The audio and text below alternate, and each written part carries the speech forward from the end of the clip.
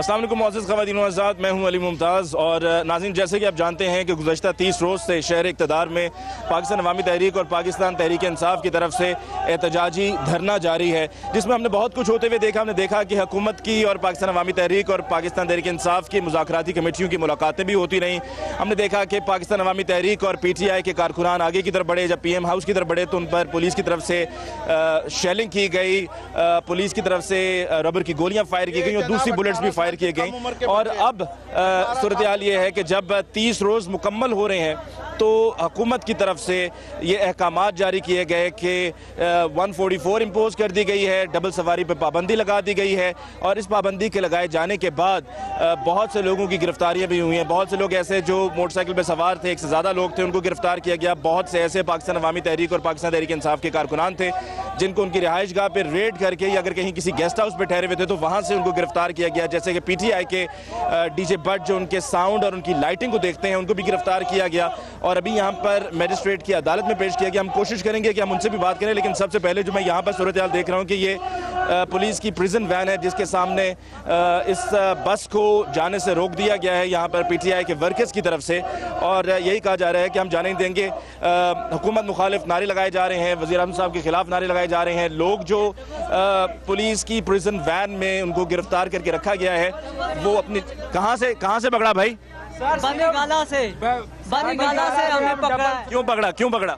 Double सवारी की काम से आ रहे थे तो डबल सवारी में सर इन्होंने पकड़ लिया हमें रास्ते से। करते क्या हो सर? अलमुनियों का काम करते हैं, हम मजदूरी करते हैं, बोरिंग का काम करते हैं। इन्होंने हमें पकड़ दिया, 150 आदमी इन्होंने छोड़ दिए हैं। अच्छा सर, हम मोटरसाइकिल पे थे 2 आदमी, इन्होंने हमें बंद कर दिया। सवारी इन्होंने 150 आदमी छोड़ दिए और हमें जो गाड़ी लगाते हैं मजदूर उनको पकड़ लिया है, ना सुबह का रुकाना दिया। आप यहाँ पे जी लोगों की राय सुन रहे हैं जो यहाँ पर ये पुलिस की प्रिजन वैन है डिस्ट्रिक्ट फैसलाबाद की, और जो इसमें लोग गिरफ्तार करके रखे गए उनका कहना है कि जी हमारा कोई कसूर नहीं है, हम सिर्फ मोटरसाइकिल पे अपने काम रूटीन के मुताबिक कर रहे थे। खाना नहीं पहुँचा रहे, वो कहते हैं हमें पैसे देंगे तो आप अपने बंदों को खाना पहुँचा सकते हैं। हमारी कौन मांग रहा है? 10-10 हजार रुपए लेके उन्होंने उधर खन्नापुर में लिए के छोड़े हैं।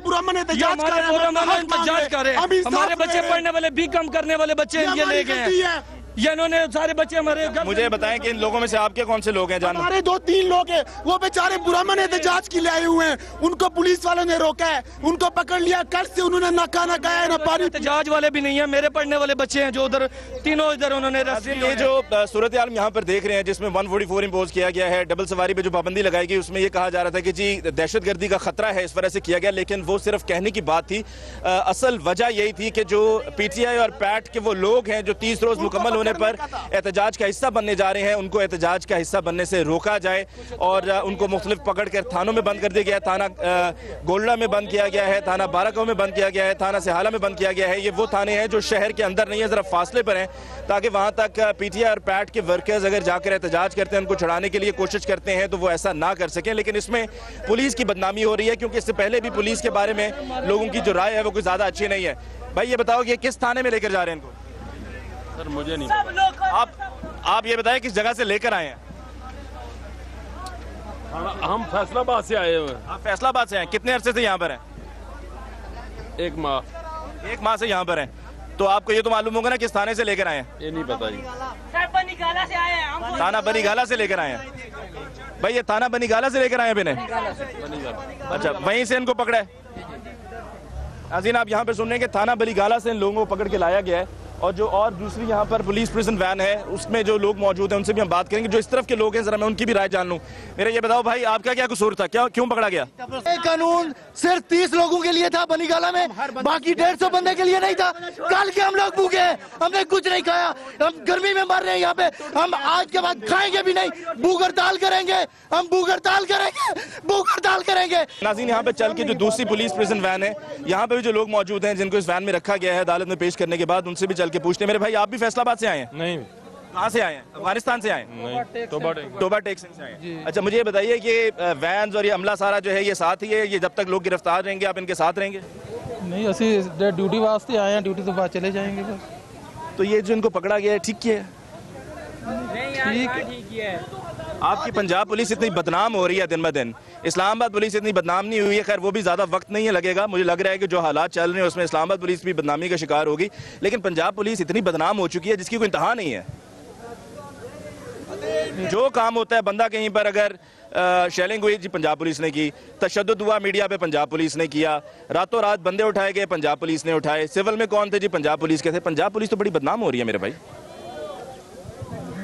बात करने की तरीका सर जी तमीज नहीं है इनको। आपके पास खुद भी इसका जवाब नहीं है। एक गुजारिश है, यकीन करें रात को इन्होंने 150 बंदा शहजाद टाउन थाने में जमा किया था, सुबह सिर्फ 40 निकल डॉक्टर तारुक ने निकवाले, 40 तारिक फजल चौधरी साहब ने जी 40 सिर्फ लड़के रह गए हैं। इनकी उम्र देखें 15-15 साल के बच्चे घर से निकले तो वो अंदर है। आप में से आपकी उम्र कितनी है? अभी 18 साल भी नहीं है, 17 साल। शनाख्ती कार्ड बना हुआ है? नहीं बना हुआ। एग्जैक्ट उम्र कितनी? आपका अभी आईडी कार्ड नहीं बना हुआ। उम्र जी इन लड़कों की आप देख भी सकते हैं, आप इनके चेहरे देख सकते हैं कि रस्सियों से भी बांधा हुआ है किसी को, हथकड़ी भी लगाई है और रस्सी भी बांधी हुई है। से बांधा हुआ है, रस्सियों से भी बांधा हुआ है, ऊपर से हथकड़ियां भी लगी हुई हैं। हमारे पास सबके पास आईडी कार्ड भी है। इन्होंने हमें फिर भी पकड़ा, जिनके पास रिश्वत थी और 150 आदमी को उन्होंने छोड़ दिया, गरीब आवाम को इन्होंने पकड़ लिया। चल के जी यहाँ पे दूसरी जो पुलिस प्रिजन वैन है इसमें जो लोग गिरफ्तार हैं जिनको यहाँ पर अदालत में पेशी के बाद नामालूम मकाम पे मुंतकिल किया जाएगा, हो सकता है थाना बाराकऊ लेके जाया जाए, थाना गोलड़ा भी है और थाना सिहाला, ये 3 वो पुलिस स्टेशन है जिनके बारे में मैंने आपको बताया। आप कुछ कहना चाह रहे थे? आपसे ये कहना चाह रहा हूँ कि पहली बात तो ये है कि चलो ठीक है, इन्होंने कहा कि डबल सवारी पर पाबंदी है, ठीक है। हमारी पाकिस्तान की कितनी आबादी को न्यूज़ का पता है? हम सुबह सवेरे ड्यूटी के लिए चले जाते हैं, हमें न्यूज़ का पता ही नहीं होता कि डबल सवारी पाबंदी है। चलो फिर भी पाबंदी है तो उधर बाराकऊ में किस कानून के तहत? उधर तो ना धरना है ना कोई भी चीज़ है, और वहाँ पर एक एक बाइक को भी उतारा गया है, लोगों को, एक एक बाइक वाले को भी। जब हमें हवालात में बंद किया गया वहाँ पर हमने उनसे पूछा कि मतलब कब तक मतलब प्रोसेस शुरू हो गया आप लोगों की, तो वहाँ पर एक पुलिस वाले ने कहा कि हमें आर्डर दिया गया है कि आपने इतने बंदे पूरे करने हैं, हवालात में बंद करवाने हैं, उसके बाद हम फिर आपको आगे बताएंगे। सर आप हमें एक एक करके उतारे, हम कसम का आगे कह सकते हैं कि हम सारे सर्विस वाले लोग हैं। मैं पहले मोरिस बॉन्ड स्ट्रीट में काम करता था, मेरे साथ मेरे कजन भी है, हमारा ड्रेस भी बॉन्ड स्ट्रीट का है। कॉलेज भी नहीं जा सकते। अगर हमने इमरान खान के दर में जाना होता ना तो ये में किस तरह रोकते हैं? हम वहां पर चले जाते हैं, हम तो अपने घर जा रहे थे, हम बाराकऊ के रहने वाले हैं, तो उधर पर उनको क्या जरूरत थी रोकने की? और दूसरी बात है कि कल पूरी रात इन्होंने हमें भूखा प्यासा रखा है। जब मैंने इनसे कहा को कि यार हमें कुछ खाने के लिए तो दे, तो उन्होंने कहा ये हमारी रिस्पॉन्सिबिलिटी नहीं है। मैंने कहा कि सर आपने हमें पकड़ा है, अंदर डाला है, तो क्या आप हमें मरने देंगे? सुबह हमें कुछ चाय वाय का कप मिला है थोड़ा सा, अब ये देखो हम बिस्किट पे गुजारा कर रहे हैं अपने दोस्तों से जो हमें मिलने के लिए आते थे, वो बिस्किट और कुछ वो जो खाना लाते थे वो कहते थे कि ये लाओ नहीं है, चाय लाओ नहीं है, ये लाओ नहीं है।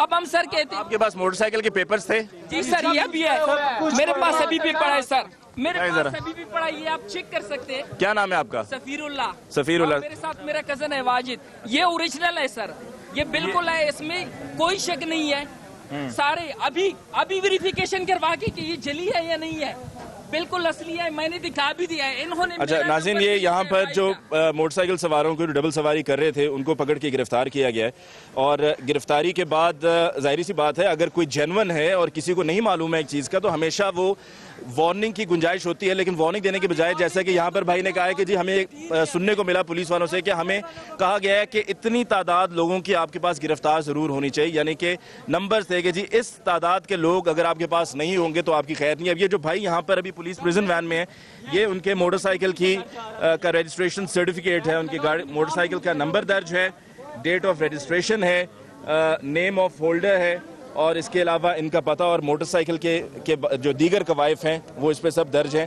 और ये ओरिजिनल है जो ये यहाँ पर ये लड़का लेकर घूम रहा है, लेकिन ये ओरिजिनल होने के बावजूद इसको यहाँ से रिहा नहीं किया जा रहा है। अच्छा, आपको गरीब होने की सजा दी जा रही है, आपके पास ओरिजिनल कागज है, आपको उसकी सजा दी जा रही है, क्यों? क्योंकि अगलों ने अपनी नौकरियां बचानी है और उनको कहा गया जी इस तादाद में लोग हमारे पास लेकर आओ। आप क्या बता रहे हैं जी? मैं ये बता रहा हूँ कि यहाँ पर इन्होंने इस्लामाबाद के अंदर मुख्तलिफ थानों के अंदर मुख्तलिफ मुकदमात में एक तादाद पूरी की है। इनका ये कोई मकसद नहीं था कि ये किसी के पास ID कार्ड है या किसी के पास डॉक्यूमेंट्स हैं। ये थाना शालीमार है, मुकदमा नंबर 266, इसमें 22 अफराद उन्होंने गिरफ्तार किए हैं। थाना मारगला मुकदमा नंबर 625, इसमें 10 अफराद उन्होंने गिरफ्तार किए हैं। थाना सब्जी मंडी मुकदमा नंबर 91111, इसमें 40 आदमी गिरफ्तार किए हैं। थाना कोराल के 2 इसमें FIR दर्ज हैं, एक 259, एक 260, एक में 20 आदमी उन्होंने गिरफ्तार किए हैं और एक में 7 आदमी गिरफ्तार किए हैं।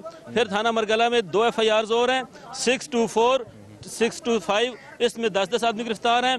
थाना रमना 301 मुकदमा नंबर है, इसमें 11 आदमी गिरफ्तार हैं। थाना लोही बेर मुकदमा नंबर 254, इसमें 14 आदमी गिरफ्तार हैं। थाना तरनौल मुकदमा नंबर 330, इसमें 11 आदमी गिरफ्तार हैं। ये बताएं, ये दफात ठीक लगी है? अच्छा, मैं बताता हूँ आपको। इसमें एक जुल्म और ज्यादती ये की है, ये वो तमाम अफराद हैं जिनको without presence of the court, यानी इनको कोर्ट में पेश नहीं किया गया, बगैर पेश किए हुए इनको जुडिशल कर दिया गया है।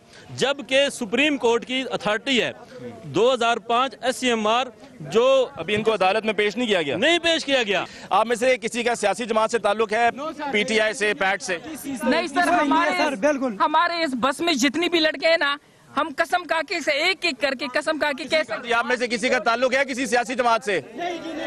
नाज़रीन, आपने देखा कि यहाँ पर फैसलाबाद से लाई गई इन दोनों प्रिजन वैन्स में इन गरीबों को रखा गया है। इसी तरह की और भी बहुत सी प्रिजन वैन्स थी, लेकिन वो दूसरी तरफ थी। उनमें जिन लोगों को गिरफ्तार किया गया था उनको डालकर वहाँ से रवाना किया जा चुका है। ये 2 वैन्स इस तरफ थी, यहाँ पर ये PTI के लोग पहुँच गए और इन्होंने यहाँ पर इन वैन्स को रोक लिया है। और जो लम्हा फिक्रिया है वो ये है कि इन लोगों को जज के सामने पेश नहीं किया गया और पेश किए बगैर इनको यहाँ से जेल मुंतकिल किया जा रहा है। इसके साथ ही लेते हैं हम ब्रेक, और ब्रेक के बाद हम लौट कर आएंगे तो मजीद सूरत हाल क्या है, जिसमें हम चलकर DJ भट्ट से भी बात करेंगे और जानेंगे उनको कहाँ से गिरफ्तार किया गया, क्यों गिरफ्तार किया गया और फिर कहाँ कहाँ रखा गया। मुलाकात होगी ब्रेक के बाद।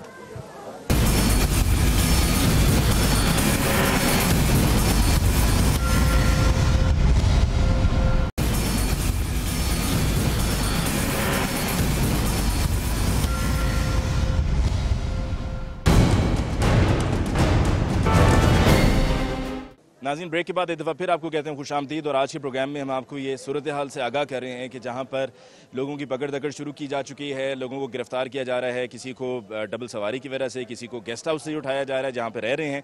और आपने देखा कि किस तरह जानवरों की तरह प्रिजन वैन में इन नौजवानों को रखा गया है, जिसमें से कुछ ऐसे भी हैं जिनकी अभी 18 साल उम्र भी नहीं है, जिनके शनाख्ती कार्ड भी नहीं बने हैं।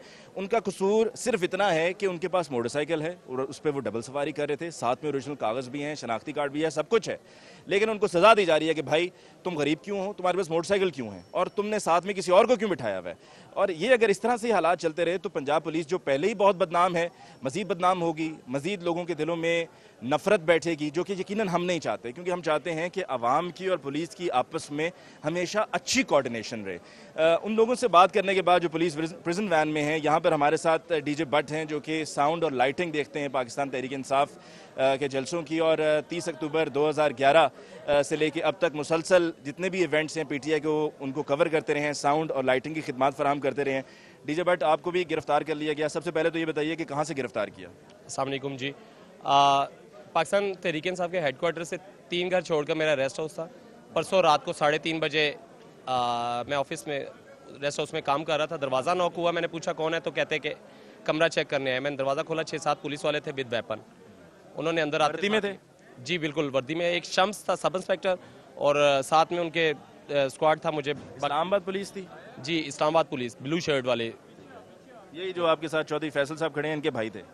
इन्हीं के साथ ये तो माशाल्लाह बड़ा अच्छे कोऑपरेटिव है, बट बाकी जो पुलिस वाले थे उन्होंने उनका मतलब हरासा करते रहे काफ़ी ज़्यादा।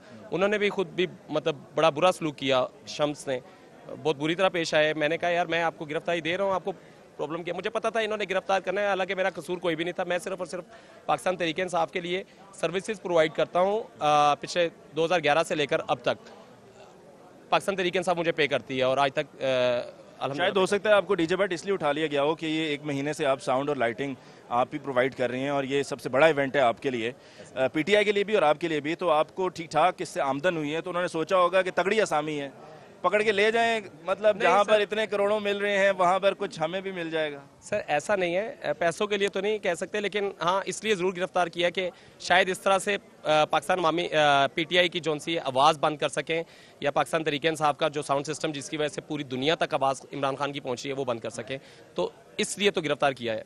आपसे पैसे मांगे? नहीं, मुझसे पैसा नहीं मांगा। हाँ मतलब मैंने आपसे कहा कि काफ़ी पुलिस ऑफिसर्स का जो हरासा करते थे, बताते नहीं थे 3 दिन से कहाँ पे रखा है, क्यों रखा है, किस वजह से। आपको क्या पुलिस स्टेशन में रखा गया था या कहीं और? सर पहले सबसे किसी पुलिस स्टेशन में लेकर गए हैं, वहाँ पर इन्होंने हथकड़ियाँ वहाँ पर खोली हैं। पहले वो गंदा सा एक कमरा था वहाँ पर रखा, उसके बाद वहाँ से निकाला, फिर गोलड़ा थाना ले गए, वहाँ से फिर इन्होंने वो हाईलैक्स में डाला और एक फार्म हाउस पे ले गए। शाम को वहाँ से फिर निकाल कर गोलड़ा थाना के जो पीछे जहाँ पुलिस मैन चेंज करते हैं, एक्चुअली मतलब ये मेरा अंदाज़ा है कि यहाँ मेरे जानने वाले मेरे भाई या मेरे रिलेटिव्स या PTI के भी नुमाइंदे या जो भी पीछे वो मुझे चेक कर रहे थे, ढूंढ रहे थे, तो ये मुझे मूव करते जा रहे थे, कभी किसी जगह कभी किसी जगह कभी किसी जगह। आपके साथ साथ रहे? नहीं, ये तो आज सुबह आए हैं और इन्होंने मुझे पेश करने के लिए, इन लोगों का मैं थैंक्स करता हूँ। ये 2 पुलिस सुबह कहाँ से लेकर आए आप इन्हें? सुबह वो आइयो बेहतर जानते हैं। नहीं, आप साथ थे ना जब लेकर आए? जी मैं साथ था। तो आप इस्लामाबाद पुलिस में काफ़ी अरसे से काम कर रहे होंगे? जी मैं आपको ये तो पहचान होगी ना कि जगह कौन सी है, थाना कौन सा है, इलाका कौन सा है? सेक्रेटेरिएट। थाना सेक्रेटेरिएट। वो आपको पहले उधर ले गए गोलड़ा, फिर वहाँ से थाना सेक्रेटेरिएट ले गए, ये गलत जाने का? मैं फिर आपकी बात पूरी करूंगा।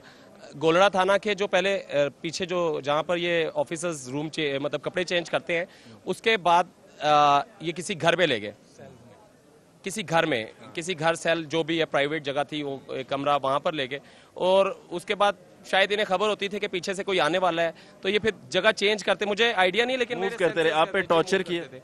जी, आंखों पे पट्टी बांधी होती थी, मुझे इसका इल्म नहीं है सर कि ये कहाँ टॉर्चर किया आप? टॉर्चर सर देखे, थप्पड़ तो नहीं मारा, लेकिन जो लैंग्वेज वो बहुत बुरी थी, गाली गलौज करते रहे। तो मुझे बताएं, आपके जहन में कोई डर, खौफ, अब आगे आपके साथ क्या होना है उसके बारे में सोचा? सर घर से निकले थे काम करने, अपने बाल बच्चों का रिजक कमाने निकला हूँ, मेरा नहीं ख्याल कि मैं कोई गलत काम कर रहा हूँ। और आप क्या कौन सी दफात लगाई हैं? 780 भी लगा रहे हैं? नहीं 780 नहीं लगाया जी बताइए। बिस्मिल्लाहिर्रहमानिर्रहीम। असल में इस तरह जी कि इनको परसों रात को पकड़ा है जैसे कि इन्होंने बताया, और पहले तो इन्हें इलीगल जो है ना वो कन्फाइनमेंट में रखा है, और उसके बाद जो है ना इनके ऊपर आला अफसरान की डायरेक्शन के बाद मुकदमा नंबर 192 ज़ेर दफ़ा 188 ताज़ीरात पाकिस्तान दर्ज करके इनकी गिरफ्तारी डाली गई। और ये चूँकि जो ऑफेंस है ये इन पे एप्लीकेबल ही नहीं होता।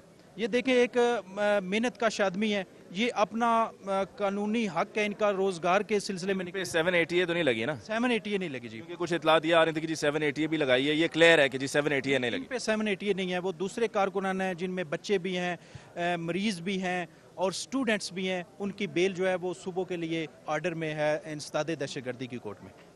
और इनमें और भी इनके साथ बहुत सारे कारकुनान, जो हमारी इंफॉर्मेशन है वो ये है कि कल आज जो रात गुजरी है 1000 बंदे की इन्होंने गिरफ्तारियां डाली हैं मुख्तलिफ मुकदमात में, इस जगह से उठाया गया है। अच्छा, मुझे ज़रा डीजे भट्ट ये बताइएगा कि अगर आप वहाँ पर नहीं हैं तो क्या वहाँ पर आपने पीछे डीजे भट्ट जूनियर छोड़ा?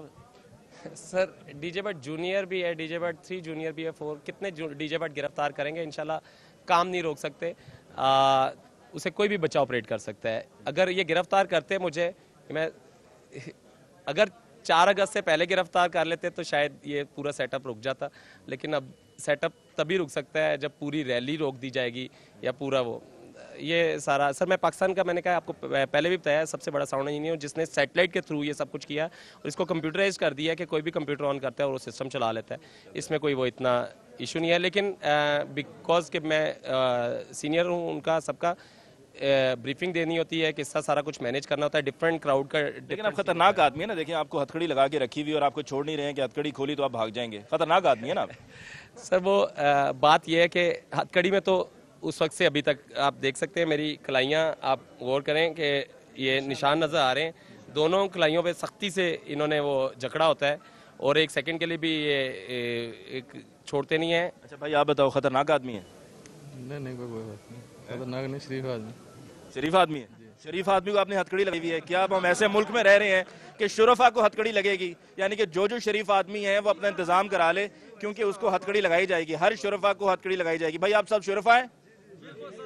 क्यों शुरफा हैं? शराफत छोड़ दे, बदमाशी शुरू कर दें। शुरफा को यहाँ पे हथकड़ी लगती है हमारे मुल्क में, बदमाशों को नहीं लगती। अब बदमाशी करना शुरू कर दें, आप बदमाशी करना शुरू कर दें मेरे भाई। अच्छा एक सेकंड में जरा एक आखिरी सवाल जी सर, अब तक का बिल कितना बन गया? सर आपको एक चीज़ बताता चलूँ, पाकिस्तान तहरीक इंसाफ से मैं बड़ा इंस्पायर हूँ, तो मेरी कोशिश होती है कि कॉस्टिंग सबसे पहले चार्ज करूँ, उसके बाद फिर माइनर से रकम होती है, कोई इतना ज़्यादा प्रॉफिट रेशो नहीं रखता। तो पहले दिन से ही यूसुफ सलाउद्दीन साहब की वजह से जरा रियायत रही है, लेकिन अब बिल कितना बन गया इन 30 दिनों का? सर लेकिन आज 30 दिन मुकम्मल हो रहे हैं, हम चाह रहे हैं कि जरा पता चल जाए दूध का दूध और पानी का पानी हो। रेगुलरली डेली का डेली जो रिड्यूस आते थे, मतलब ट्रक्स रेंट पे लिए हुए थे, जनरेटर्स रेंट पे लिए हुए थे, डीजल डेली का डलता था, लाइट मैन जो से थे, मैं बेसिकली इंचार्ज हूँ पूरे इवेंट का, उस पूरा मैनेज किया हुआ मैंने सारा कुछ। लाइट वाले को डेली वेजेस पे उसको पे करते जाए थे, तो बिल एज सच इस तरह से नहीं है कि पिछला बैलेंस कोई पड़ा हुआ है, वो साथ साथ जो भी बिल आता था 2 लाख एक डेढ़ हफ्ते पहले तक की रिपोर्ट ये है कि जी आपका तकरीबन कोई 11-12 करोड़ रुपया बन गया। सर आप ये कि जितना झूठ बोल सकते हैं बोले, और इतने करोड़ कम कर लें। सर नहीं, करोड़ तो नहीं है सर, 1 करोड़ भी नहीं है बिल, ऐसा गलत बात है सर। मैंने आपसे पहले कहा है कि बिल इकट्ठा बना भी नहीं है, डेली का डेली पे करते गए हैं, जो भी टीम होती थी उसको।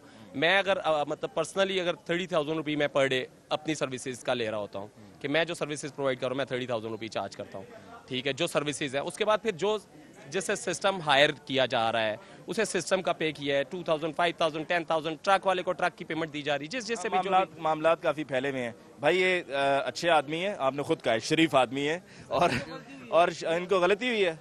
अच्छा बट पकड़ना था और इन्होंने बस ये गलती से डीजे बट पकड़ा है। गुल्लू बट को पकड़ने के खातिर इसके सामने ये आ गया। देख ले डीजे बट साहब उसके पीछे निकले थे सर, शिकार यही बन गया। कहना है उन्होंने पकड़ना किसी और को था, काम चोड़ा किया है, इसको समझ नहीं आ रहा है। उसके चेहरों में यही गुल्लू बट बना हुआ है कि हमने गुल्लू बट पकड़ा है, इतना कड़ी इतना तेज और इतना सख्त डाल हुआ है जैसे गुल्लू बट है। डीजे बट एक शरीफ बंदा है। वो तो आज पुलिस ने भी उसकी जमानत दे दी है ना, पुलिस ने भी जमानत दे दिया कि शरीफ आदमी है, और इस जमानत को हो सकता है ये जमानत इन्हें महंगी पड़े, लेकिन फिक्र ना करें, आप इनके साथ साथ जुड़े रहें, क्योंकि आदमी तगड़ा है। बाद में हो सकता है इनको, क्योंकि अब अनकरीब सिक्योरिटी की भी जरूरत पड़ेगी ना, तो आप इनको सिक्योरिटी भी फराम कर सकते हैं अगर आपके लिए कोई मुश्किल घड़ी आए। लेकिन बहरहाल चौधरी फैसल साहब आपका बहुत बहुत शुक्रिया, आपकी भी हम इज्जत करते हैं, एहतराम करते हैं, लेकिन जहां पर आप गलत करेंगे, आपका महकमा गलत करेगा, वहां पर हम अपनी जुबान को रोकेंगे नहीं, हम वहां पर खुलकर बोलेंगे और कोई कसर नहीं छोड़ेंगे। नाज़रीन, हमारी यहाँ पर डीजे बट से बात हुई और गिरफ्तार हैं, हथकड़ी लगी हुई है, और आपने देख लिया कि जिन लोगों को गिरफ्तार किया गया है उनमें अक्सरियत वही लोग हैं कि जिनका कोई कसूर नहीं है, लेकिन उनको सजा फिर भी दी जा रही है। अब आगे बढ़ते हैं और बढ़कर आपको वो पॉइंट्स दिखाते हैं जहाँ पर पुलिस की तरफ से मजीद नाकाबंदी कर दी गई है, कंटेनर्स लगा दिए गए हैं, हर जाने वाले को रोका जा रहा है, पूछा जा रहा है, और वहीं से कुछ लोगों को उठाया भी जा रहा है। वहाँ की क्या पोजीशन है, आइए चलकर देखते हैं।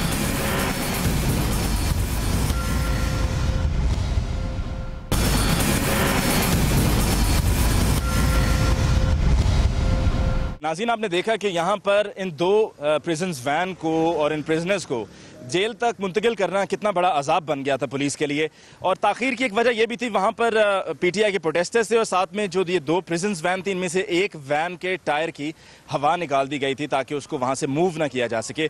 और ये आप देख सकते हैं कि कितनी बड़ी तादाद में यहाँ पर ये आपको एलीट फोर्स की, एंटी टेरर स्क्वाड की ये गाड़ियाँ और ये पुलिस के जवान दिखाई दे रहे हैं, और इसके अलावा पीछे जो है वो बड़ी बसेस भी हैं पंजाब पुलिस की। ये सारी फोर्स जो यहाँ पर बुलाई गई है, ये दहशतगर्दों का मुकाबला करने के लिए नहीं बुलाई गई है, ये कोई मुल्क दुश्मन अनासर यहाँ पर नहीं थे कि जिनका मुकाबला करने के लिए यहाँ पर इतनी बड़ी तादाद में एलीट फोर्स को मोबिलाइज किया गया है। ये गिन के 30-40 लोग थे जो यहाँ पर एहतजाज कर रहे थे, नारे लगा रहे थे, और उनका ये कहना था कि जी हम यहाँ से इन लोगों को जो इन प्रिजन्स वैन में हैं ये बेकसूर हैं, बेगुनाह हैं, आप इनको जेल नहीं भेज सकते, हम इनको जेल नहीं जाने देंगे। इसके लिए ये सारे इंतजाम किए गए थे, और आईजी साहब यहाँ पर, ताहिर आलम साहब खुद भी थे। मुझे लगता है कि वो यहाँ पर आके देखकर बौखला गए कि मीडिया भी है, प्रिजनर्स को जाने नहीं दिया जा रहा है, पता नहीं क्या होगा। जितने लोग बुला सकते हो बुला लो, जितनी फोर्स बुला सकते हो बुला लो, और उस फोर्स को बुलाते हुए वैन्स, बसेस, न जाने क्या क्या, कोई कमी नहीं छोड़ी गई। ये तो हालात हैं यहाँ के, ये है यहाँ की इस्लामाबाद पुलिस की मैनेजमेंट।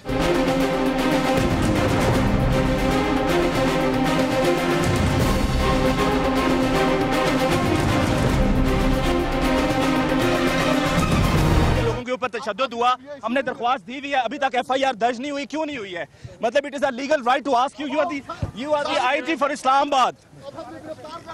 आपको इसका जवाब देना होगा आईजी साहब, क्यों नहीं अभी तक एफआईआर दर्ज हुई? क्या वो गैर कानूनी था? हमने जो दरख्वास्त दी है।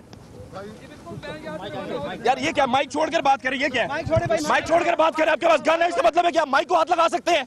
दोबारा समावालियों को आईजी साहब इनको मना करें प्लीज, इनको प्लीज मना करें, दें इनको मना करें, इनको मना करें। आईजी साहब ये माइक को क्यों हाथ लगा रहे थे? ये देखिए, मैं तो हाथ नहीं लगा रहा हूँ, मैं तो मुंह से बात कर रहा हूँ, मैं तो मुहज़्ज़ब तरीके से मुंह से बात कर रहा हूँ। आपके साथ आपके सिक्योरिटी के लोग जो है वो मैन हैंडल कर रहे हैं, ये दोबारा वही कर रहे हैं आप।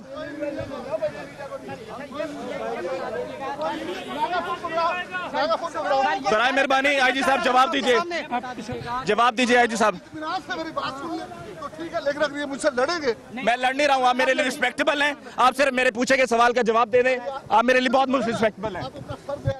नहीं, सिर्फ आपसे मुख्तसरन, ये हमारी टीम पर हमला हुआ, हमारे कैमरामैन के सर फाड़े गए। आप सिर्फ ये बता दें एफआईआर दर्ज होगी नहीं होगी? ये हमारे एसएसपी साहब मौजूद हैं, हमें 2 मिनट दे दें, हम चलें। मैं ताहिर आलम साहब से बात कर लेता हूँ। ताहिर आलम साहब से पूछते हैं कि जी क्या एफआईआर दर्ज होगी या नहीं होगी। ये दरख्वास्त मेरे हाथ में है। पहले भी ताहिर आलम साहब से जो मेरी बात हुई थी वो आपने सुन ली, और सोचा तो ये था कि चल के आपको वो पॉइंट्स दिखाएंगे कि जहाँ पर पुलिस की तरफ से नाकाबंदी की गई है, लेकिन यहाँ पे चूंकि हमें आईजी साहब मिल गए। आईजी साहब यही वो दरख्वास्त है जिससे मैं आपसे अर्ज कर रहा था। हमारे 2 कैमरामैन का जिक्र है, हमारे 2 कैमरे तोड़े गए, कैमरा छीन लिया गया। ये एफआईआर जमा कर दरख्वास्त जो है वो 3 तारीख को दी गई थी, अभी तक जो है इस पर कुछ नहीं हुआ है। मुझे जो काम करना है मुझे सिर्फ ये बता देना इसका क्या होगा। मैं भी तो इंसाफ के लिए आपके पास आया हूँ ना, मैं भी तो इंसाफ के लिए आया हूँ। आप यहाँ पर लॉ की इम्प्लीमेंटेशन के लिए आईजी साहब आए हैं ना, मैं भी आपके लिए इसलिए आया हूँ। आपसे गुजारिश कर रहा हूँ कि देखें पीटीवी न्यूज़ पर जो हमला हुआ हम उसकी मजम्मत करते हैं। आपने हमसे दरख्वास्त की, हमने आपको फुटेजेस दी उन लोगों की, आपको चेहरे दिखाए। इसी तरह आपके पास उन लोगों के चेहरे भी हैं जिन्होंने मीडिया के नुमाइंदों पर हमला किया है। मेरा दफ्तर है, मैं देखता हूँ। आप वादा करें ऑन कैमरा कि आप दफ्तर आने पर आप मुझे जवाब देंगे, टालेंगे नहीं। मुझे इस वक्त में किसी और, मैं बिल्कुल आपके पास बाद में जरूर हाजिर हूँ, लेकिन आप मुझे वादा करें कि आप दफ्तर में वक्त जरूर देंगे और इसका जवाब भी देंगे। वादा कीजिए, बिल्कुल। नहीं, वादा कीजिए ना सरकार, आप सरकार हैं, आप वादा कीजिए। मैं सिर्फ दरख्वास्त लेकर आऊं। मैं कोई और काम कर रहा हूं। ठीक है, आप मेहरबानी, लेकिन इस पर आप तवज्जो जरूर दीजिए। मुकदमा दर्ज नहीं करती तो आपके पास कई रेमेडीज अवेलेबल हैं, आप जानते हैं अच्छी तरह। पुलिस क्यों नहीं कर रही है? पुलिस क्यों नहीं कर रही है? पुलिस इसीलिए नहीं कर रही है क्योंकि पुलिस पर अहकामात नहीं है, पुलिस को ऑर्डर्स नहीं मिनिस्ट्रीज की तरफ दिए गए।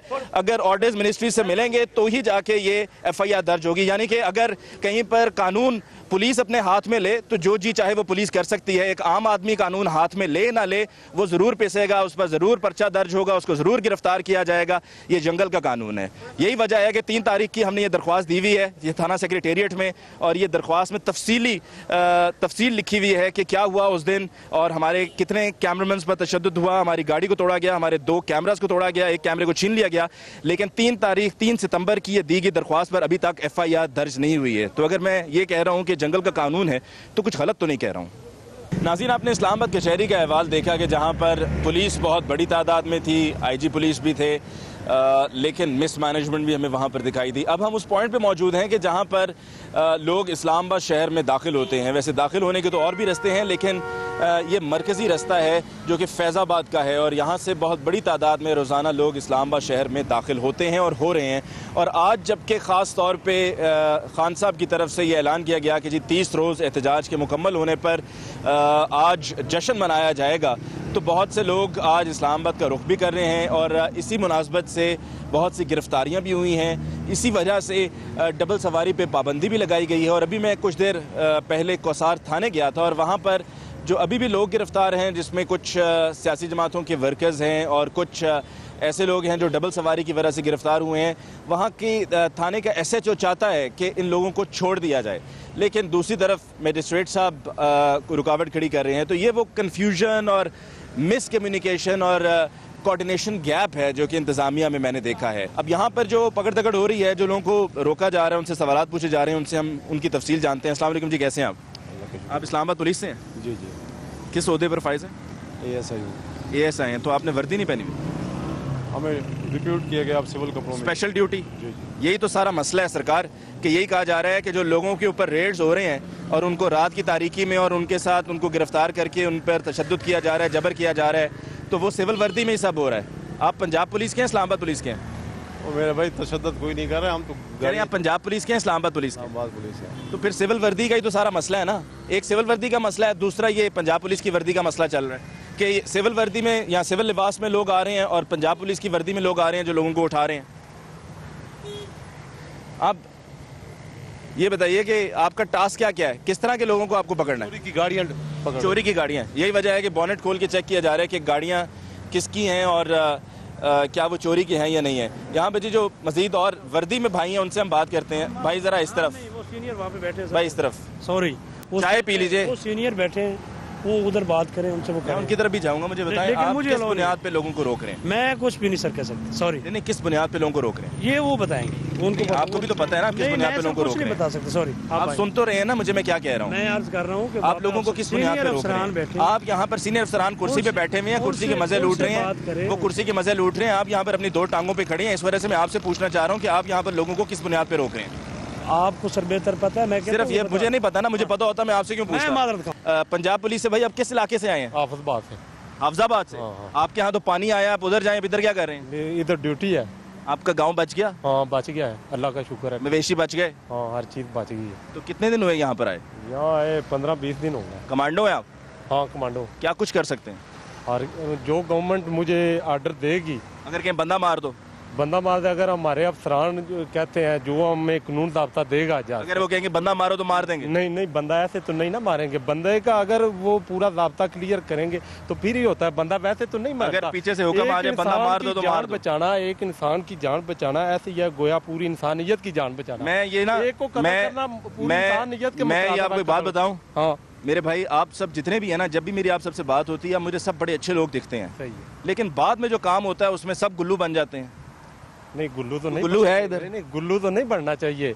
ये तो ये इंसान है, भाई है हमारे, कुछ छोटा है कुछ बड़ा है। मुझे खुशी होती है मेरे भाई जब आप इस तरह की बात करते हैं, लेकिन फिर जब पुलिस जब फील्ड में जाके काम करती है ना तो उस वक्त फिर दुख होता है, गुल्लू बन जाते हैं। यहाँ पर जो आखिर में हम स्पेशल ब्रांच के लोग हैं, ज़रा मैं उनसे भी बात कर लूँ। अस्सलाम वालेकुम, कैसे हैं आप स्पेशल ब्रांच से हैं जी?